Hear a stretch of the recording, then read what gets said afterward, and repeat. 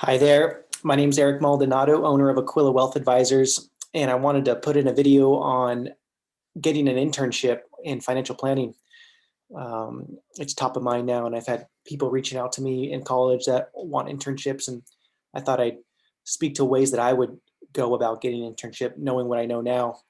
It's been 11 years since I graduated college, and I did some of that trying to get um, an internship after college, not really during college because I was wrestling and a student athlete at Cal Poly and didn't really have time for an internship during college. But if I was trying to get one now as a college student and I knew that I wanted to be a financial planner or try financial advising, um, there's certain things that I would recommend. So in general, I would recommend just trying to do as much of your own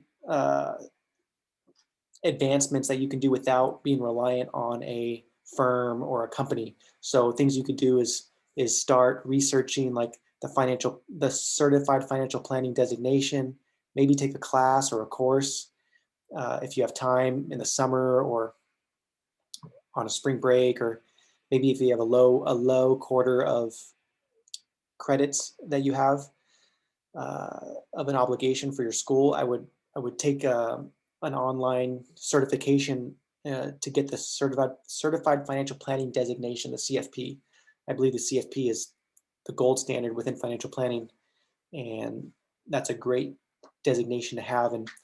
And in order to sit for the CFP exam, you have to get a CFP certificate, and there's programs at different colleges. If you just Google search CFP certificate, that you can take, and a lot of them will let you take them one at a time.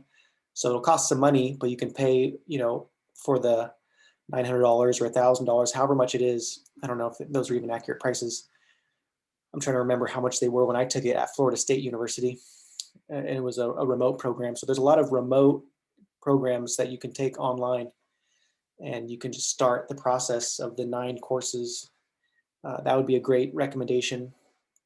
Next would be just doing like what I call informational interviews with local financial planners, or maybe financial planners that are local to where you're from, either one, local to your college town or local to your hometown. Um, that you can just do, yeah, what's called just what I would call an informational interview. Try to just reach out to as many financial planners that you think have a business model or something attractive about them that you would want to learn from. Obviously, if it's a company or a business model that you just don't want to do for whatever reason, then you wouldn't need to reach out to them. But if you just do a Google search of financial planners in your area or fee-only financial planners, um, that should pop up, depending on where you're at, one or more planners that you could reach out to. And most financial planners, I think, are pretty generous with wanting to help future planners learn, and most, I think, can relate to wanting to just get into the industry or get into the profession, and want to help give that way, whether it's just a conversation over a coffee or a phone call that you can kind of ask questions and ask, if you were me, what would you do as a college student to be prepared to be a financial planner?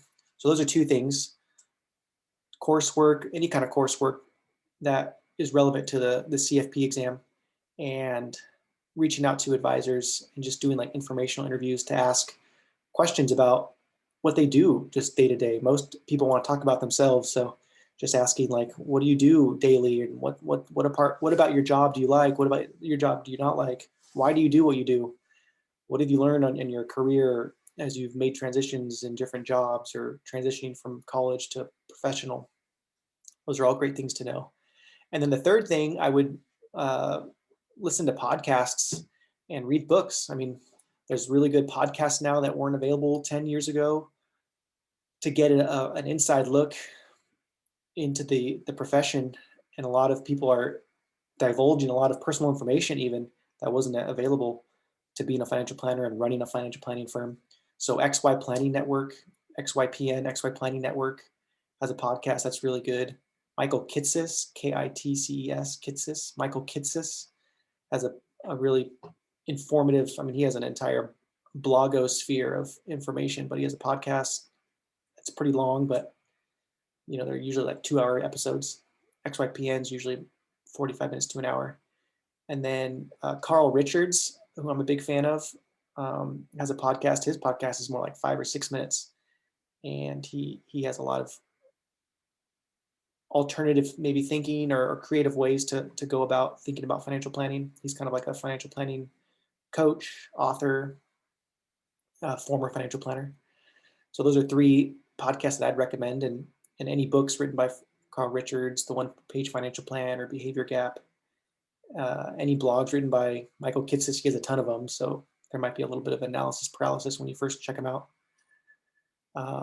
XYP Ed has a book called like Monthly Retainer Model, something like that. Any of those books would be amazing to read. So yeah, hopefully that gives you some ideas, some thinking points on, landing an internship or even learning during college in ways that will be applicable to doing financial planning as a career eventually. Till next time, bye-bye.